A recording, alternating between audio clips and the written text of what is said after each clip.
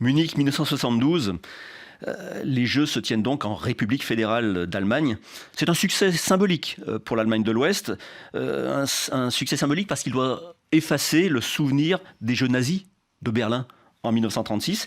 Et ils doivent aussi affirmer la supériorité de la RFA sur la voisine et concurrente politique, la République démocratique allemande. RDA qui est arrivé devant la RFA au classement des nations depuis les Jeux précédents.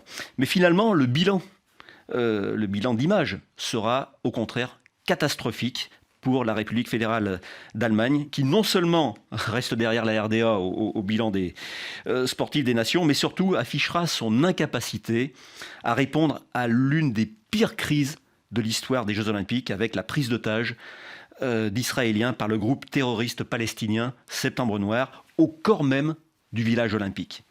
Le drame puise ses origines dans la guerre des 6 jours entre Israël, l'Égypte, la Jordanie et la Syrie, quelques années plus tôt, puis dans la conséquence de la décision de l'ONU qui oblige Israël à restituer les terres conquises et lui permet d'occuper les territoires palestiniens.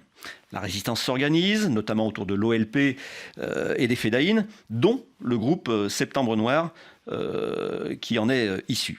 Le 5 septembre 1972, 8 membres du groupe Septembre Noir pénètrent dans l'un des appartements du village olympique, celui où est hébergée la délégation israélienne. Ils franchissent sans aucune difficulté le très léger dispositif de sécurité mis en place par les organisateurs allemands. Ils prennent en otage 11 athlètes israéliens, ils en assassinent 3 aussitôt et exigent la libération de plus de 230 prisonniers palestiniens. Les Jeux sont suspendus devant l'effroi qui tétanise le monde, et des pourparlers débutent. Les autorités allemandes acceptent de laisser terroristes et otages se rendre à l'aéroport pour s'envoler pour le Caire. Mais en réalité, ils ont décidé de remplacer certains des membres d'équipage par des policiers. L'action est assez grossièrement préparée. Les terroristes palestiniens découvrent le piège et s'ensuit un chaos total où la totalité des otages est assassinée.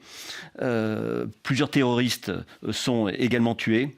Mais pour Avery Brundage, le président américain du Comité international olympique, The Games must go on, et les Jeux reprennent dès le lendemain. Même les exploits d'un Mark Spitz ne pourront alors effacer les images d'horreur de l'attaque terroriste.